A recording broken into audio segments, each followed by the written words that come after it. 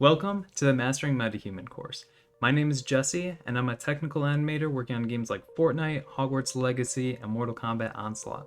Before then, I was a QA tester over at Epic Games working on Unreal Engine 5 and MetaHuman. With that being said, let's jump into it. What we're first going to want to do is go to metahuman.unrealengine.com. Once you go there, if you haven't already been here, it's going to prompt you to log in. Of course, there's going to be some authentication as always.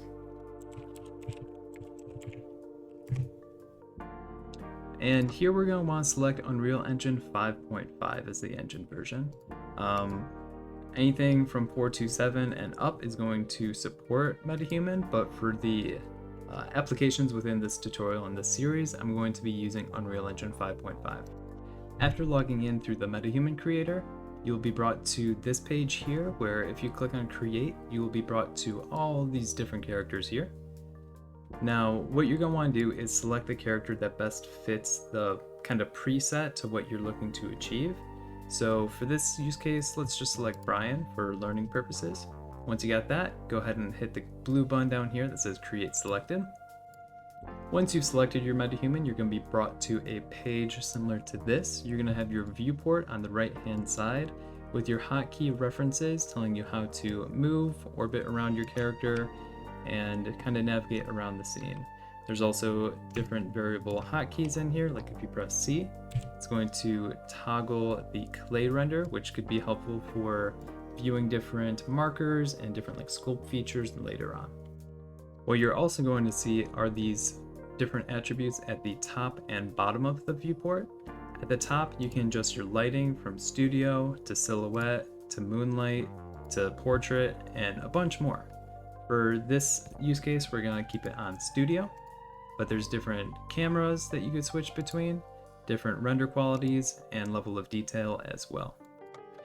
And on the bottom, this is going to be your timeline with different poses and animations. All these things will be useful when you're going through your MetaHuman creation process, making sure that the deformations are how you like them, especially if you have a character that's going to be, very scared. You're going to want to try to test out these different emotions and different facial poses throughout the iteration process. Now that we've gone over the basic UI, there are 3 different elements that really determine the facial structure of your MetaHuman character. These are going to be blend, sculpt, and move. We're going to start with blend. Blend allows you to morph different features of your character between up to 6 other different presets on the MetaHuman website. So we're just going to drag 6 ones randomly in. For your use case, you might see like a chin feature that you want on your character that's not available in the current preset. So you could grab a chin for a character that you want, or the eyes of a character that you might want from a different one, and you could just drag them in and fill up. I think you need a minimum of 3 to enable the blend feature. You'll see there are going to be different markers on your MetaHuman character that correspond with different features on the face. You could view some from different angles that you might not normally be able to view from the front profile, so just keep that in mind. Again, this is where the clay render could come in handy, so feel free to press that C toggle if you're having troubles seeing some of them. Now, you're going to see when you click on one of these markers that a corresponding blend graph appears overlaying the face that is equivalent to what you see on the left. Now, if you want to grab, let's say, this eyebrow feature and change it to one of the other characters, you could click and drag it to the respective position on the blend graph to the left to try to match that feature. On some of them, they might be exactly the same. For example, if we grab this forehead marker and drag it up north, it's going to be almost identical to the character Taro up here. Alternatively, if we grab the eyes and we click and drag them from one to another, this might be a more drastic difference from one to another. You can feel free and play around with all the different features on the face to achieve the look that you're trying to go for. Now let's say this is almost perfect, just not quite there yet. We could go into this move tool And the move tool is more agnostic to the different presets and more just general features on the face and how we could make broad changes to them to get more of the desired look that we're going for. So you can see we can click on the ears, drag them around, we click on the nose, adjust it how we want to. And most of them are pretty straightforward. Like if we grab the ear, drag it to the left, it comes out. Drag it to the right, it goes in, as we would expect. But there's some features like if we go up, kind of makes the ear scale in size, and down can make it shrink. It's a little bit less predictable than you might think. Now we could go around and play with this a little bit, get the shapes that we're looking for. Now once we got those kind of broad stroke features that we like and we want to kind of dial it into those final little bitty changes, we could go to the sculpt right up here. When we activate sculpt, you're going to see all these tiny markers. They could be kind of hard to see sometimes, so we could go in here, we can change the silhouette. Let's just set it to portrait for now. Once you see these markers pop up, feel free to click on them, drag them around just like you were using the move tool before, and this will give you that final level of refinement to get that kind of facial structure that you didn't quite have yet, that you're just missing. Go ahead and define the cheekbones maybe a little bit more. Go ahead and find the silhouette here. Give them a more defined nose. Whatever it is you want to do, this is the last kind of step that you want to do it in.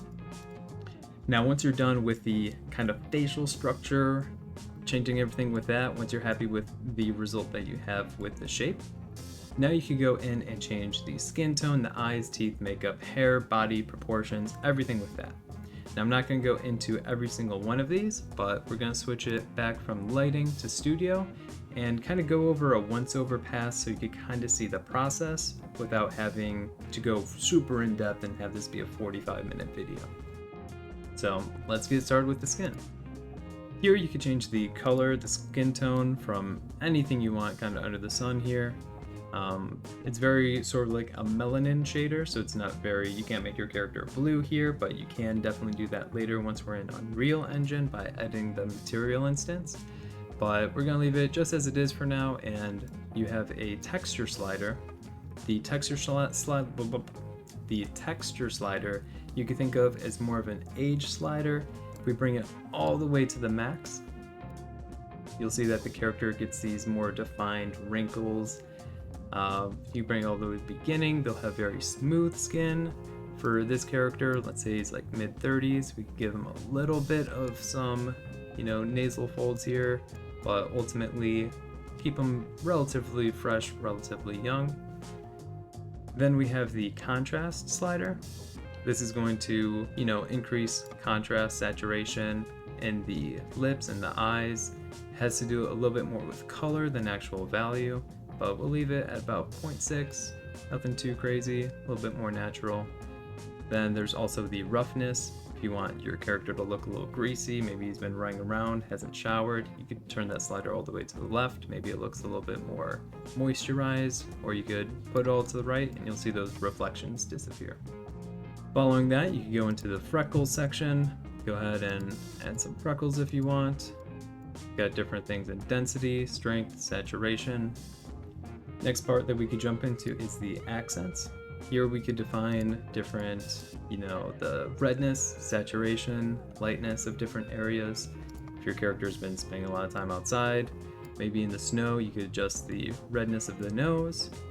Different areas like this. Obviously, you could really blow it out of proportion, that you just have to be careful with, but let's make it just a little bit red there, let's say. And for areas that might be more bone dense, where there's not much skin, and for areas where there might be more bone to skin with less redness in between it, like let's say the forehead or the cheeks, you can even go in here and increase the lightness per se. We could do that right there, maybe a little bit on the cheeks or on the chin. That might give it the illusion of a little bit more of a highlight. That might give a little bit more of an illusion of a highlight, like something's hitting it at all times. From here, we'll jump into the eyes. What you're going to see in the presets, this is different, iris textures along with a different color.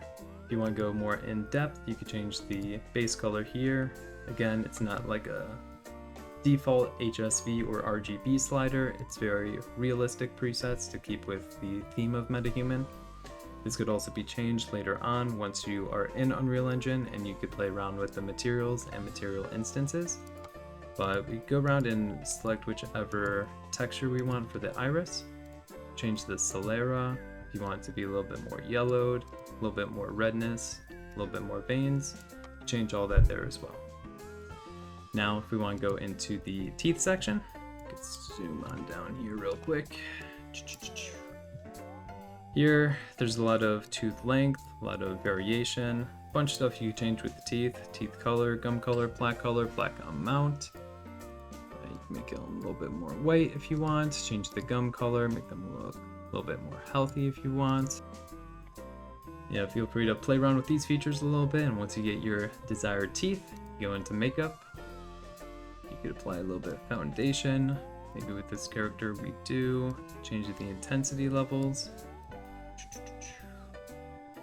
We had the different highlights on the forehead, chin, and cheeks. So maybe we keep the foundation a little bit light on this character.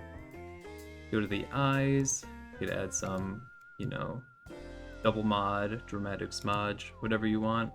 We're going to keep them a little bit clean for this one. You could add blush, similarly to how we did on the redness of different features on the face. You could actually add the makeup here to give that illusion as well. Lips, if you want to add different lipsticks, Hollywood, Cupid, natural, they look actually exactly the same on this character. Might have to do with the actual lips that you start off with. And now onto the hair. Now, I think every time you go to the hair panel or the head, it's going to default to the details panel. If you want to change the actual broad, strokes of the hair, go to style first. Go to style first. Once you click on this, you're going to see a bunch of different options here. Still pretty limited library as far as, character creations go, but they are pretty realistic as all things considered. So let's jump through here and just select one that we want for our character. Maybe we go for this short swept up look here. Now, if we go into the details panel, we could change the color again. There's different presets. Maybe we go ahead and select this darker brown color. You can change the roughness again. If you want it to be super specular, very wet looking, you go ahead and change that to left. Super dry, over to the right. Salt and pepper, think of this again as like an older slider, adds a little bit of those gray hairs as you get in through it. Keep that very over on the left, because again, this is a younger character.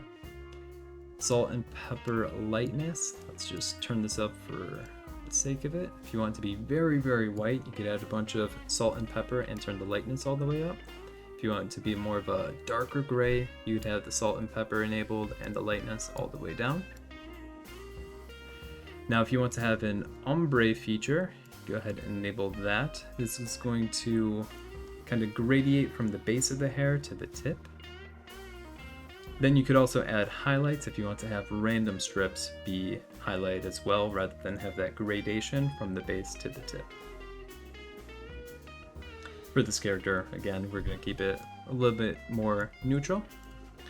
But then we could go to the eyebrows. Again, it's going to default to the details panel. Go ahead and jump over to the style if you want to make a more broad preset decision first.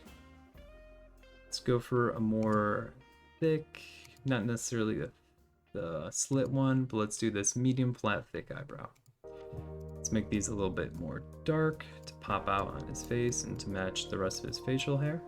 We're going to keep the roughness, salt and pepper lightness as they are. Again, we went over those features before, so. Now for eyelashes, let's make these a little bit more defined. Maybe not something like that, but keep them a little bit shorter, dark, nice and thin like that.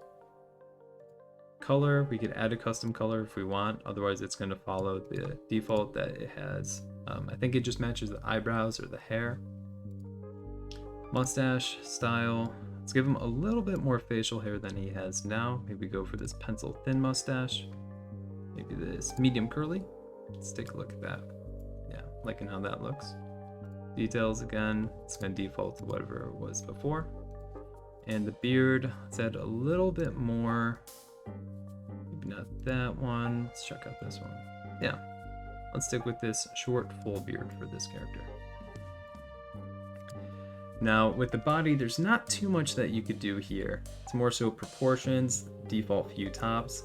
We'll go over a little bit more of how you could customize this in the future. For this character, you can change the short, average, or tall for basic proportions. And then you can have more of a skinnier, lean, fit, heavier, whichever set you're kind of going for. Let's go for this build in the bottom right.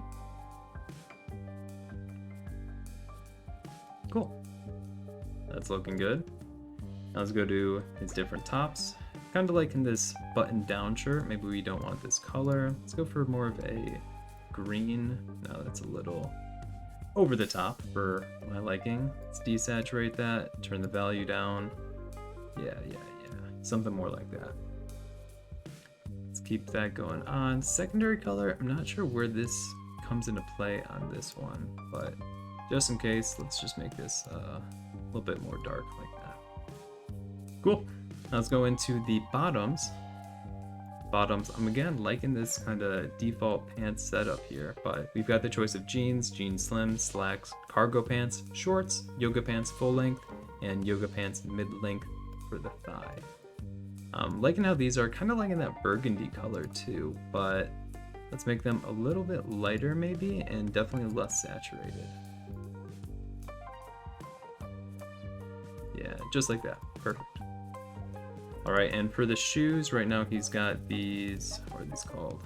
The Oxfords, right? Not crazy about them. Let's maybe go for some loafers. It's got the same similar color pattern as the pants here. Let's darken them up. And yeah, I'm thinking this is the character.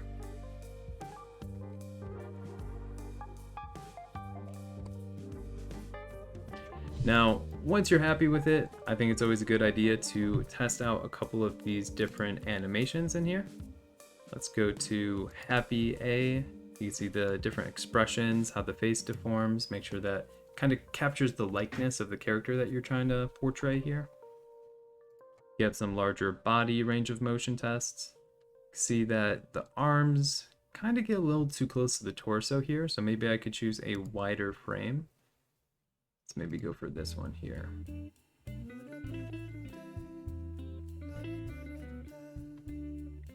See how that looks with the body range of motion.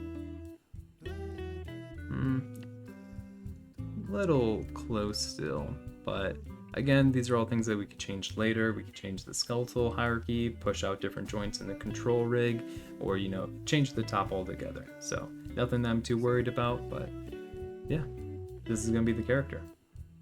Now, once you're happy with it and you're ready to bring it into Unreal Engine, go up to the top here to My MetaHumans. It's got a name here. Let's just call this MetaHuman YouTube test. Perfect. Now, once it's saved here, you're all done. You're done creating your character. You are free to bring it into Unreal Engine. You had to log into your Epic Games account, so when you open up Unreal Engine, you should be able to see your character straight away. Once you get Unreal Engine open, go ahead and navigate to Window, Quixel Bridge. A lot of times you will, by default, be signed out, so you could go up to the top right, click on the icon, and sign back in. This will make it so your MetaHumans show up in the My MetaHuman section. You go ahead and click on the MetaHuman that you created, and you're going to see different options here. This has different quality settings. If you're working in mobile games, or something that's a more memory intensive application, you might want to work with a low/optimized version, maybe a medium if you really want to push it. But if you want the highest fidelity, best quality that you're looking for a cinematic or whatever project you're working on, go ahead and choose high or cinematic. For this one, I'm going to use cinematic just so we could see the highest fidelity that we could get out of the MetaHuman. Once you're here, go ahead and click download. You can see here that's all downloaded, so all you have to do is hit the add and your project should be good to go. I'll show you just quickly that it shows up in the project underneath the content drawer. MetaHumans, YouTube test. That's just the name of the character. And you'll see this is the blueprint class. This is what you want to do to drag it into your game. If you want to animate it, edit the blueprint, this is where it all happens. And that's it. Next up in this series, we're going to be going over animating your MetaHuman in Unreal Engine, which goes into the basics of animating in Unreal Engine itself, animating the control rig for the MetaHuman, as well as getting into creating a level sequence for cinematics and how we could export those animations so they could be used in game loops and other things like montages in the engine. Thank you so much for watching, keep learning, and stay tuned for more.